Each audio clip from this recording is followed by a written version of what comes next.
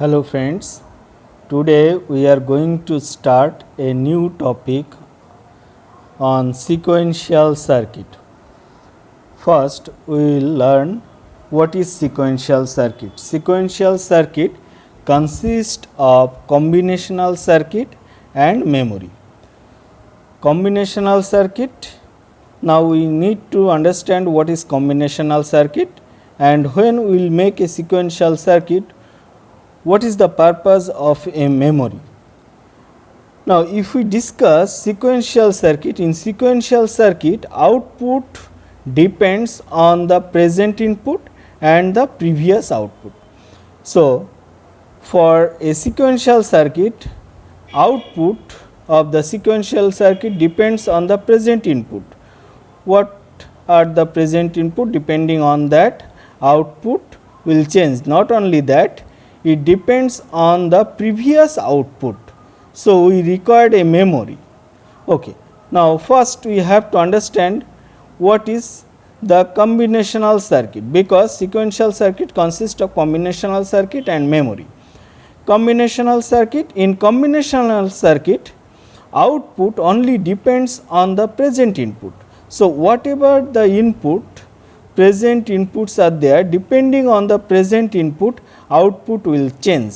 If I take an example, so there are so many examples of combinational circuits like as adder, mask, demask, etc.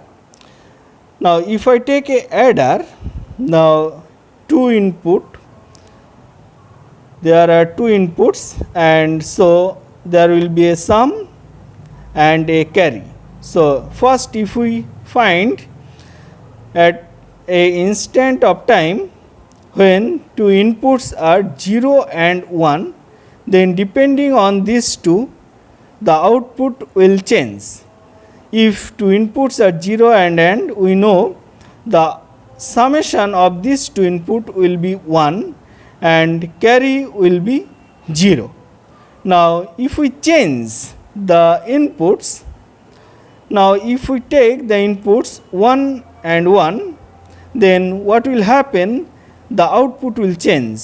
The sum of this two input will become 0 and the carry will become on. So here we can see that the output of a combinational circuit only depends on the inputs. And if we see the circuit diagram of a sequential circuit, the sequential circuit will have a combinational circuit and a memory. So from the definition, sequential circuit consists of combinational circuit and memory. Now this memory holds the previous output.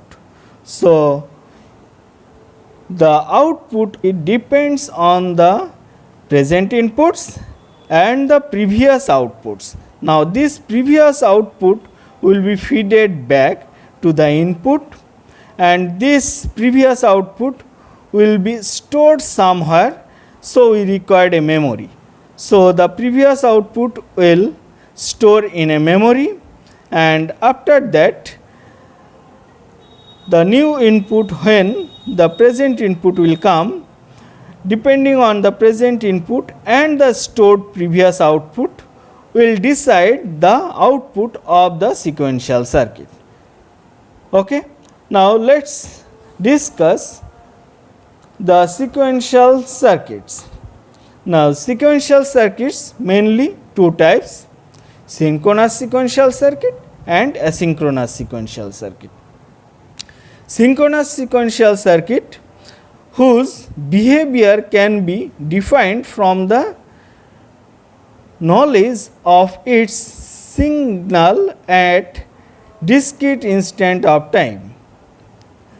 Synchronous sequential circuit, where there will be a clock, depending on the clock, that may be S triggered or level triggered circuit. Suppose positive S triggered sequential circuit if I take an example, when the positive edge of, now if I take this is a clock pulse.